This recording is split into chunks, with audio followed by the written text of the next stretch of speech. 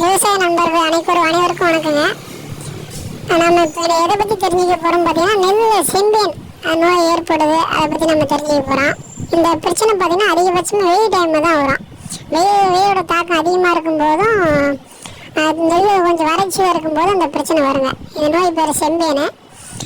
இது பார்த்தீங்கன்னா மே மாதம் அந்த கார்பயிர் பண்ணுறவங்க மே மாதம், ஜூன் மாதம், ஜூலை மாதம் இந்த டைமில் மட்டும்தான் இந்த செம்பியன் பிரச்சனை அதிகமாக நம்ம நெல்லில் பார்க்க முடியும்.